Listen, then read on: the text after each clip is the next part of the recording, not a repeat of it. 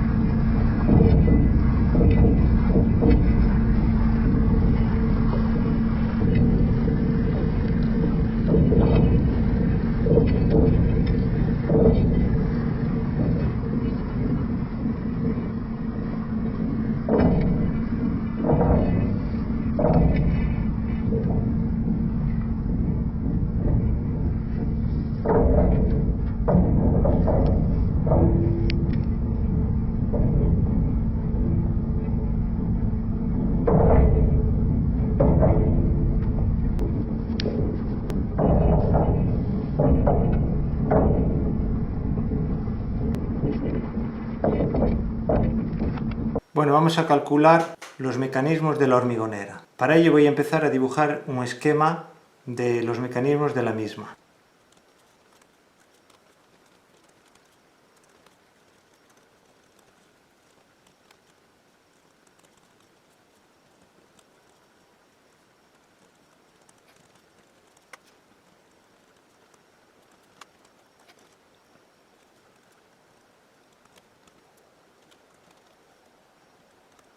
Los datos que tenemos: el motor gira a 1500 revoluciones por minuto, N1 es igual a 1500 RPM. El diámetro de la polea pequeña, que es esta sería la polea pequeña, que sería de 80 milímetros. El diámetro de la polea grande sería de 32 centímetros, es decir, 320 milímetros. La velocidad de rotación de la polea 2 no la conocemos de momento, habría que calcularla. El número de dientes del engranaje cónico pequeño que enlaza con la polea es de 20 dientes. La velocidad de rotación del engranaje cónico pequeño no lo conocemos. El número de dientes del engranaje cónico grande es de 140 dientes. Y el número de revoluciones del engranaje cónico grande habría que calcularlo. Por lo tanto, vamos con los cálculos. Pero antes quiero decir, la norma nos dice que la relación de transmisión I es igual a el número de revoluciones de entrada, por lo tanto del eje motor, partido por el número de revoluciones de salida, es decir, de la cuba de la hormigonera, que es el mismo que del engranaje cónico grande. Pero como en la mayoría de los textos se usa la inversa de esta fórmula, vamos a decir que la relación de transmisión es igual a n de salida, que en este caso será n4 partido por n de entrada, que será n1. Y esta es la fórmula que vamos a emplear. Primer dato que queremos conocer: si la polea 1 gira 1500 revoluciones por minuto, ¿a cuántas revoluciones por minuto gira la polea 2? Yo sé que la polea 1, como tiene n1 revoluciones por minuto, multiplicado por el perímetro será el número de metros por minuto que suelta la polea de correa. Entonces n1 por el perímetro de la polea será n1 por pi por d1. Y tiene que ser toda esta correa que es soltada por la polea 1 recogido por la correa 2. Por lo tanto, tiene que ser igual al perímetro de la polea 2, pi por d2 por un n2, de forma que esta longitud sea igual a esta. Como tenemos pi de los dos lados, nos queda la fórmula n1 por d1 es igual a n2 por d2. Queremos hallar n2, por lo tanto vamos a despejar. Tenemos los datos n1, d1 y d2. n2 es igual a n sub 1 por d sub 1, n sub 1 por d sub 1. El d sub 2 pasa dividiendo, partido por d sub 2. Por lo tanto, sustituyendo, n sub 2 es igual a 1500 y pongo las unidades de revoluciones por minuto por 80 milímetros partido por 320 milímetros. Milímetros y milímetros se va, por eso pongo las unidades, porque n sub 2 tiene que darme revoluciones por minuto. Ya veo que me da revoluciones por minuto. Y me da 375 revoluciones por minuto. Primer resultado intermedio de la velocidad de rotación de la polea 2. Como la polea 2 gira en el mismo eje que el engranaje cónico pequeño, puedo decir que n sub 2 es igual a n sub 3. Esta es otra fórmula que tengo. Por lo tanto, puedo decir que n sub 3 es igual a 375 RPM, revoluciones por minuto. Y ahora voy a calcular el número de revoluciones que tiene la cuba. Por lo tanto, por este punto, en un minuto pasarán n sub 3, el número de vueltas que dé el engranaje cónico por minuto, por su número de dientes, c sub 3. Y tiene que ser igual al número de dientes que pasen por aquí, por este mismo punto del engranaje cónico grande, ya que los unos arrastran a los otros. Tiene que ser igual a n sub 4 por z sub 4. Esta es otra fórmula. Antes de eso, voy a analizar los sentidos de giro. Si el motor gira en este sentido,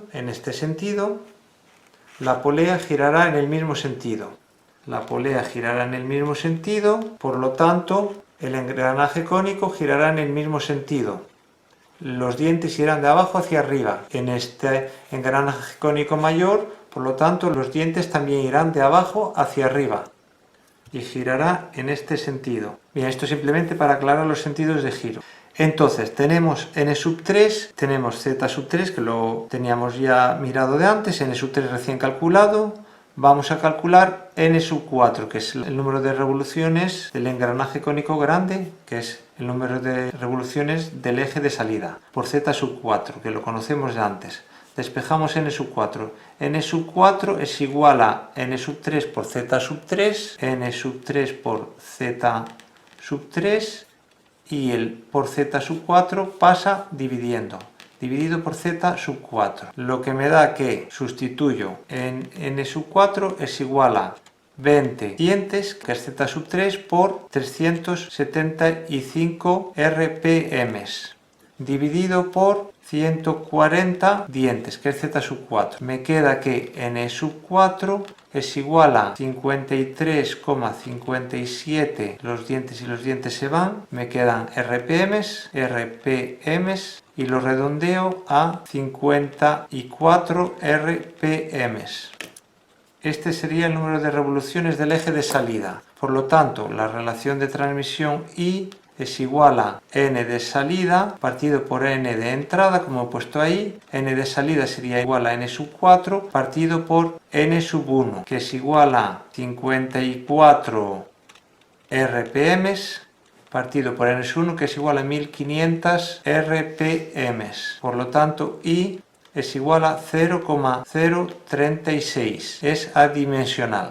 Esta será la relación de transmisión de los mecanismos de la hormigonera. Y nos preguntaba el número de vueltas que tiene que dar el motor para que la cuba de la hormigonera dé una vuelta. Si con 1500 revoluciones por minuto del eje motor tenemos 54 revoluciones por minuto del eje de la cuba de la hormigonera, por 1500 vueltas tendremos 54 vueltas de la cuba de la hormigonera. Por lo tanto, para tener una vuelta de la cuba de la hormigonera tendremos que realizar x vueltas del eje motor. X, por lo tanto, es igual a 1500 vueltas por una vuelta dividido por 54.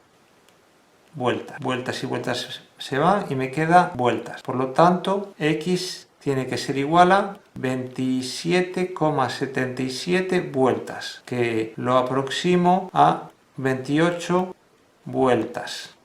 Por lo tanto, el eje motor tendrá que dar 28 vueltas para que la cuba de la hormigonera dé una sola vuelta. Y también veo que la cuba de la hormigonera gira a 54 revoluciones por minuto. Si girara a 60 revoluciones por minuto daría una vuelta por segundo. Está muy cerca de la vuelta por segundo, la cuba de la hormigonera. Y con eso concluyo el ejercicio.